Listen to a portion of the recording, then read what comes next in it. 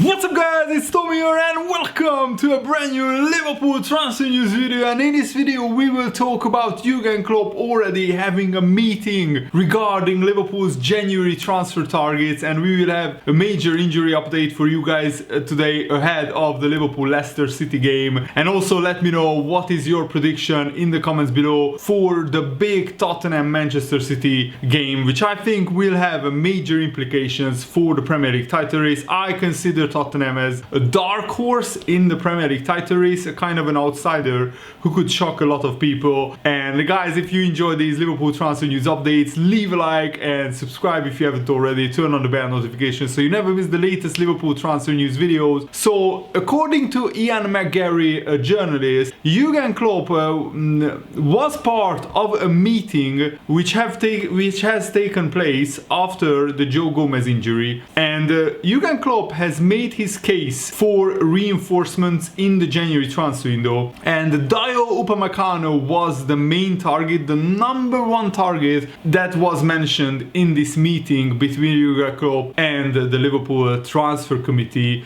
Napoli's Kalidou Koulibaly was also mentioned in this meeting. The Liverpool, the Premier League champions, are understood to have been put off by the potential transfer fee involved for Kalidou Koulibaly. Upamecano is seen as a more attainable transfer target because Upamecano's transfer release clause is around £38 million. So if Liverpool pay on top of that another 5 million, then we could get Upamecano in the January transfer window. And also Upamecano is just 21 years old. He is built like a tank and he is very experienced already. He played a few seasons already with Leipzig, and remember Leipzig went to the Champions League semi-finals with Upamecano at the heart of their defense, and they have been challenging for the Bundesliga title for the past 2 or 3 seasons. So Upamecano already knows what it takes to be at a really big club. Club legend Jamie Carragher said that he also believed that Liverpool needed to strengthen even before the Virgil van Dijk injury, and Liverpool looked at defenders after selling Lovren last summer, but we decided to not sign a defender because of the prices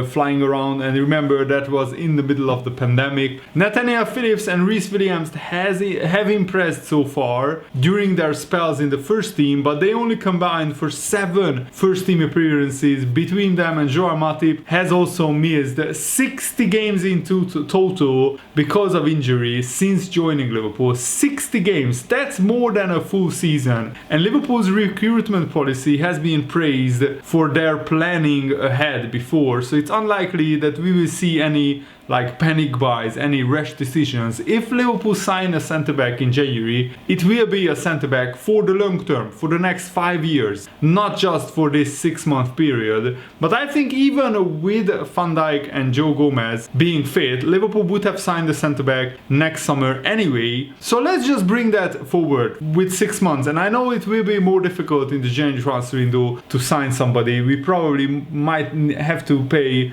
another 5 to 10 million, but if that is the difference between Liverpool winning the Premier League or winning the Champions League and finishing 2nd or 3rd in either competition, then I think it's a price worth paying for. And even Sky Sports are reporting that Liverpool boss Jurgen Klopp are hoping for January solutions to this really incredible injury crisis. And Jurgen Klopp was asked about this, and he said, if we can do something in January, I have no idea. If we want to do something in January, I have no idea. We will just have to see.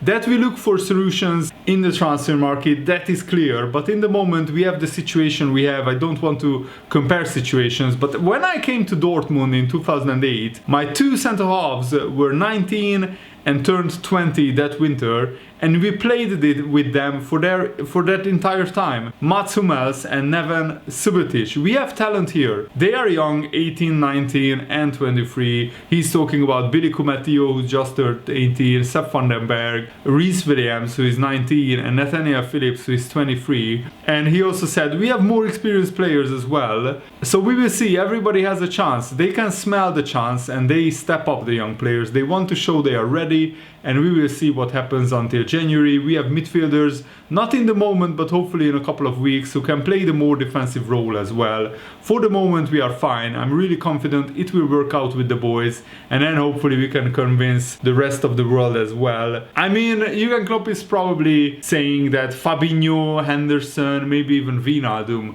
could play as a centre-back if it's absolutely necessary. But I think like Henderson is out for the Leicester game. Fabinho and Thiago are major doubts, especially Thiago. Fabinho, I've seen him in training pictures, so he's more likely to feature against Leicester. Thiago is still a little bit off, some way off, because Liverpool want to be very, very careful because of Thiago's very, very bad injury sustained when Richarlison got a straight red card for injuring his knee. So Liverpool want to be extra careful with Thiago. And Jurgen Klopp was confronted with, of course, the message that Liverpool fans are desperate to see Thiago back in action. And Jurgen Klopp said, so am I. I cannot change these things. We have to deal with the consequences of injuries, of the accidents, the fouls or whatever. If he could have played before, he would have played before, but he couldn't. But he's out there on the pitch running, doing a lot of stuff, and it will not be too long anymore. In the beginning, we got the horrible pictures from Virgil and we're kind of relieved it's not that serious for Thiago, but it was always clear it wouldn't be 2 or 3 days recovery and then he's fit again. At first we thought it would settle quickly, but it didn't, and that's what you have to accept. We will not rush it. We prepare him for the rest of the season, not for the first game he can play again. And Jurgen Klopp continued, players have to train in the big sessions with the team and not only once. Fabinho was part of that, and what we make of that I don't know yet, because I don't know how he reacts, but Fabinho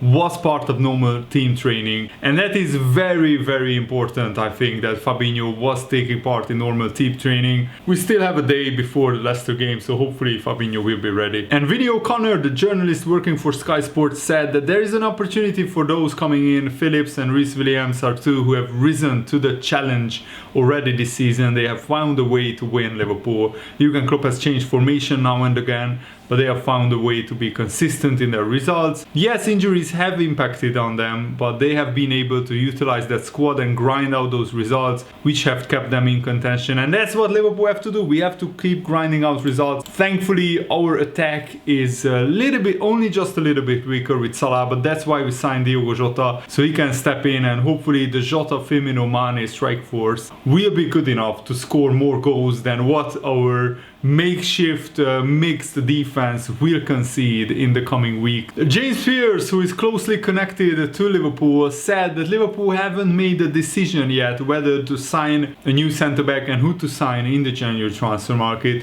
This is what he said. I've also spoken to people at Liverpool FC who played down talk of signing a new centre-back. My information is that Liverpool are still considering their options, and it's too soon to say either way. I can't see Jurgen Klopp going for a short-term fix. Ideally, they would wait until the summer, but I'm not sure that's practical given what's at stake in the second half of the season, especially if Matip got another knock.